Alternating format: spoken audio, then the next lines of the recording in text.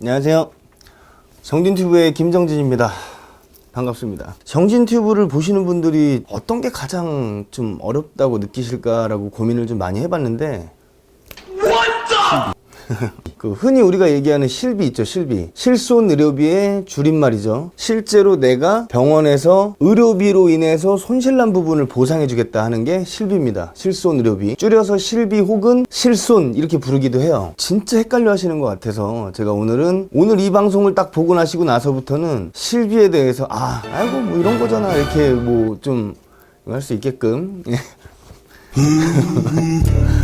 그렇게 좀 만들어 드리려고 준비를 했습니다. 이후에는 이제 실비라고 표현하겠습니다. 진짜 실비가 어려운 이유가 뭘까요? 시간이 지나면서 계속 기준들이 바뀌었어요. 해주는 게 바뀌고 뭐 몇 프로 되네 몇 프로 되네 뭐는 공제네 뭐는 해주네 뭐는 안 해주네 계속 바뀌니까 여러분들이 혼동이 올 수밖에 없어요. 그래서 오늘은 제가 연도별로 쭉 정리를 했거든요. 변경된 기준마다 그 특징들을 다 적어놨는데 쭉 보시면서 이게 이런 식으로 변화했구나 라는 것도 좀 알고 계시고 그 중에서 내가 몇 년도에 가입한 거네 여기 가입 금액 보니까 어떤 거네 라고 이제 판단하셔가지고 여러분들이 가지고 계신 실비에 대해서 100% 200% 이렇게 좀 활용하실 수 있게끔 도움을 드리고 싶습니다. 그래서 정리를 해왔어요.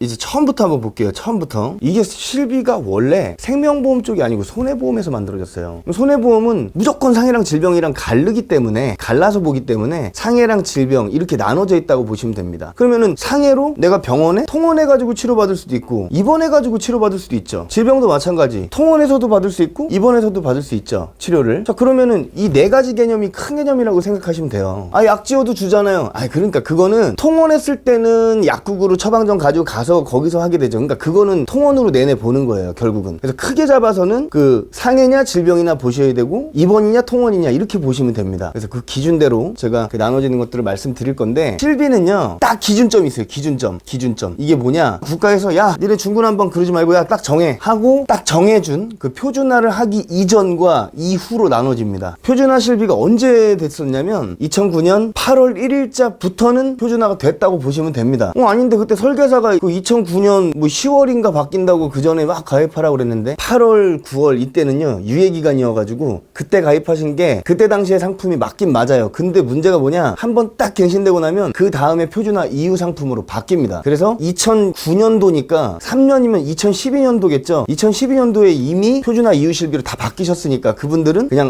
내가 표준화 이후 실비구나 그렇게 알고 계시면 돼요. 그래서 2009년 8월 1일자부터는 표준화 이후 이렇게 생각하시면 되고 2009년 7월 31일까지 가입하신 분들은 표준화 이전이구나 이렇게 생각하시면 됩니다. 그럼 그때 표준화가 되기 전후에 가장 중요한 특징은 뭐였느냐? 바로 일반 상해 의료비가 있느냐 없느냐의 차이입니다. 일반 상해 의료비라는 특약이 있었어요. 특약. 이건 통원이냐 입원이냐를 안 따져요. 그냥 상해는 묶어서 그 특약 하나로 해결을 했었어요. 이게 진짜 큰 특징이에요. 그래서 그거를 토대로 한번 볼게요. 표를 한번 보시죠. 실비는요 2004년 8월부터 우후죽순 생기면서 2008년 8월 달까지 이때까지는요 일반 상해 의료비가 있었어요. 고객이 선택을 했었어야 됐어요. 일반 상해 의료비로 가입할래 아니면 상해 통원 상해 입원이라고 갈라져 있는 걸 가입할래. 그래서 선택을 하게끔 돼 있었어요. 일반 상해 의료비로 가입을 하게 되면 뭐 내가 만약에 100만원짜리를 가입했다 그럼 100만원 한도 안에서는 무조건 100% 다 받는 거예요. 1000만원이었다 그럼 1000만원 한도 안에서는 다 받는 거예요. 이렇게 돼 있는 게 그 일반 상해 의료비입니다. 근데 그거 대신에 상해 통원 의료비, 상해 입원 의료비 이런 식으로 가입이 되고 그리고 질병 통원, 질병 입원 이렇게 해갖고 네 가지로 가입을 하셨다면 그때는 보장 비율이 어떻게 되냐면요. 통원 같은 경우에는 그때는 하루 합산 10만원인데 내가 통원으로 진료받은 거랑 약 지은 거 있죠. 이거 다 합쳐가지고 10만원 한도에서 해줬어요. 근데 5천원이라는 돈을 떼고 공제를 하고 나머지는 다 돌려줬습니다. 10만원 한도에서. 통원은 그렇게 해줬었어요. 입원은 어떻게 했었냐?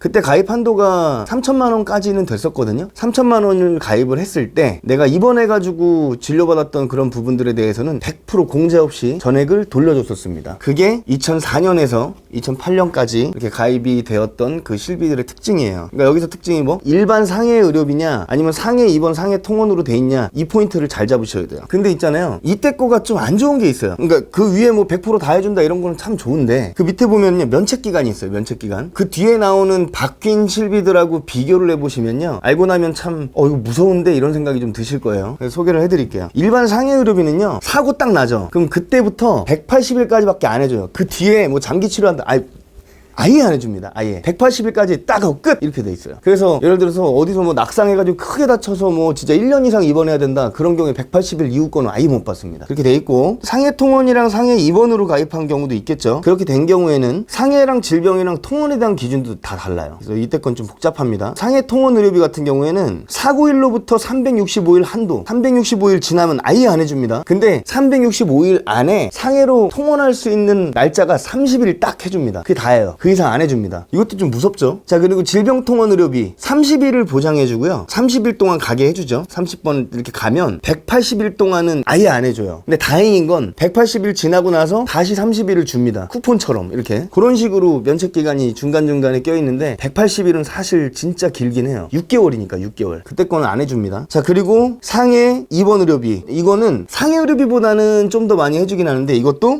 365일 밖에 안 해줍니다. 그 이상은 아예 안 해줍니다. 질병 입원 의료비는 365일을 보장해주고요. 6개월을 안 해줘요. 180일을 안 해주고 또 365일 해주고 이런 식으로 갑니다. 근데 면책기간이 조금 길긴 하지만 상해 쪽에 비해서는 아이고 감사합니다 하셔야겠죠. 그런 식이에요. 갱신됐을 때 바뀌는 게 있느냐? 없습니다. 이거는 갱신을 하더라도 뭐 내용이 바뀌는 그런 부분은 없어요. 그리고 이 당시에 갱신 주기는 5년입니다. 5년 지났을 때 이제 갱신되는 그런 상품이고요. 보장 기간이 아쉽지만 80세까지였어요. 이때 당시에는. 근데 이때 특이했던 게 그 일반 상해 의료비 얘기했었잖아요. 그럼 과연 이게 뭐가 좋은데? 좋은 건 뭔데? 라고 했을 때 아까 얘기했던 가입 금액 안에서 다 받을 수 있었으니까 이건 통원이랑 입원이랑 구분 안 하죠. 그래갖고 이 당시 걸로 상해 통원으로 가입돼 있으신 분들은 병원 가서 MRI를 찍고 싶은데 한도가 10만 원이니까 10만 원까지밖에 안 해주고 나머지 막 3, 40만 원은 내가 내야 되는 거예요. 그렇게 됐었는데 상해 의료비로 가입이 되신 분들은 그냥 가가지고 MRI 찍어도 돼요. 다 나왔으니까 100%. 무슨 말인지 이해하시겠죠? 이런 좋은 점이 있긴 있었어요. 그리고 또 좋은 점이 뭐냐? 교통사고랑 산재사고로 치료비를 받잖아요. 50%를 줘요. 또 치료비에. 이게 실손의료비 개념에서는 참 골 때리는 건데, 자, 실손의료비. 실제로 내가 의료비를 지출하면서 손해난 부분에 대해서 해준다 그랬잖아요. 교통사고 나면은 뭐 접수번호 받아가지고 그쪽에서 돈 내는 거잖아요. 근데 50%가 나왔었어요. 이게 그 당시에 그 정보들이 많이 돌긴 했었죠. 근데 저는 이때 상품 안 갖고 있거든요. 그런 문제가 있죠. 보험사 입장에서는 손해율이 얼마나 커지겠어요. 근데 실비는요. 실비는 이 손해율을 개인한테 뿌리는 게 아니고요. 전체로 녹여요. 그러니까 나는 그냥 실비 가입하고 많이 안 받으신 분들인데 계속 보험료가 오르는 거죠. 뭐 그런 분들은 선의의 피해를 보신다고 봐도 되겠죠. 그리고 이때 또 특이한 게 한의원, 막 한반병원 이런 데 통원하잖아요. 근데 한의원 여러분들 아시겠지만 붙이기 나름이잖아요. 사실 거기는 한의원에 통원하는 것까지도 보상을 해줬어요. 지금은 급여만 해주잖아요. 급여만. 한의원에 통원하는 것까지 해줬었어요. 상해 의료비는 상해로 가야겠죠. 대신에 해줬고, 그리고 한 사고당 한약재 지으라고 30만 원 한도에서는 지급해줬었어요. 한 사고당. 어떻게 보면 되게 짜잘하게 많이 받아먹을 수 있는 그런 실비였죠. 상해 의료비를 가입하면. 근데 대신에 상해 의료비가 안 좋은 거는 상급병실 차액을 주지 않습니다. 다른 실비들은 상급병실이 있으면 거기에 50%까지 하루 10만 원 한도에선 지원을 매일매일 해주거든요. 근데 그런 건 없어요. 대신에 이때 병원에 가는데 병원 측에 무슨 사정에 의해서 뭐 1인실 뭐 상급병실을 쓰게 됐다 그러면 일주일까지는 거기에 대한 소견서를 띄워오면 일주일까지는 다 보상을 해줘요. 예, 그런 것도 있었고요. 어쨌든 일반 상해 의료비는 그렇게 됐었는데, 예전에 가입했던 실비들이 문제가 뭐였냐면요. 디스크 쪽, 척추 쪽을 보장을 안 해주는 실비들도 있어요. 자, 그럼 이제 다음으로 넘어가서